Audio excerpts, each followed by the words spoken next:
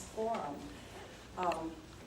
The question is threefold. Why am I running for this office? You do need to speak up. Should I? Maybe I'll even come in front. Talk louder, Ellie. I will. I love South Dakota, and I love the Black Hills. I love Rapid City, and I love the people in District 32. But I especially love children. And the reason I'm running is I want to serve and represent the people in Pierre. There's an old farmer saying, my folks lived on the eastern part of the state. I'm from a farming background. My dad was an engineering professor, but we lived with all his relatives in Brookings County. I'm from big Dutch people, you might guess, near the Volga area.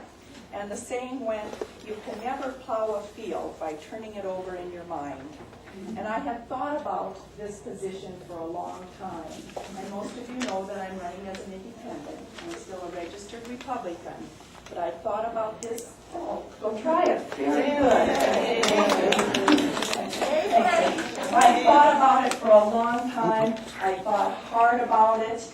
And I decided that I was the conservative in this race and I needed to run.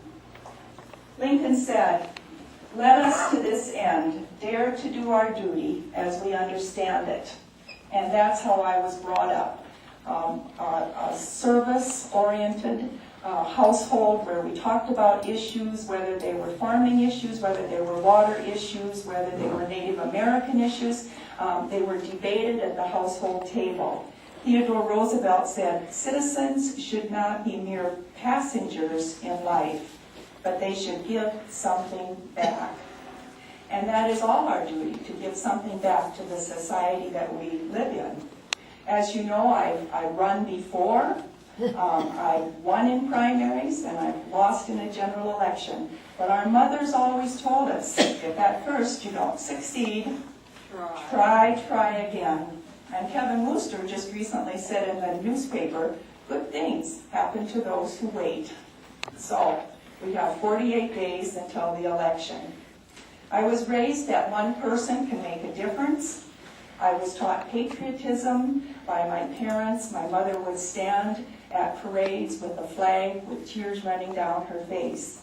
And my dad, the last week before he died at Echo Ridge, was still lamenting the fact that he did not serve in the military because he was an inch too tall, and 6'7" was too tall for the uniforms in the military.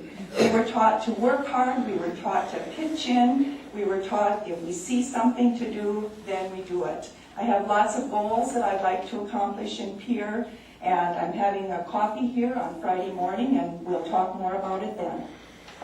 52%, close to 52% of our tax dollars already address educational needs, and this figure is similar to surrounding states. Should more tax dollars be put into education?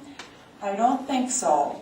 However, the present school formula is outdated and needs to be rewritten to address the problems of West River schools because we include low-density county schools.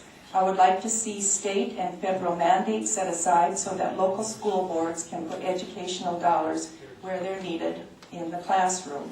I've always advocated that more administrative costs should be put into the classroom, which would include teacher salaries, and my goal would be as a legislator to up that to 65%. We're at about 56.5 right now. Thank you. Thank you. The question is, as a legislator, what is your vision for bringing prosperity? I would maintain that West River is fairly prosperous. I think if you talk to the Chamber of Commerce people, they are satisfied with the directions that our Black Hills is going. There's always talk of better jobs, higher wages. There's always talk of better roads going north and south. Those of us who travel to Denver many times realize the importance of better transportation, better roads between here and Denver. Tourism was well maintained this summer. Statistics were good, but the fact is we do not have a department head of tourism right now. Tourism in Pierre is lumped together with 3 other departments, and I would try to resurrect that we would have our own South Dakota Department of Tourism, because we in the Black Hills, so many depend on tourism jobs. And finally, energy. We live out in the plains of South Dakota where the wind blows and the sun shines, and energy will be the main jobs of tomorrow. And these gentlemen have both talked about many programs in Pierre, and you can ask more questions about that later. But I think as far as western South Dakota, I would say that we are fairly prosperous. Yeah, liquor tax would increase revenue. You know, Nancy, anyone that serves on the county commission is to be commended.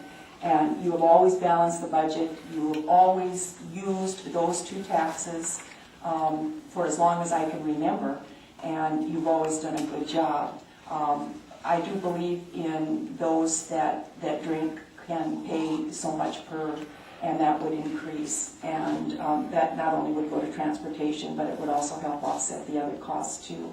So you are to be commended and thanked for doing that job, which I know is sometimes thankless. Yes, I believe physicians and pharmacists should be allowed to refuse to write or fill prescriptions that are in conflict with their personal beliefs, be they religious or professional ones, based on health risks or their interpretation of educational information.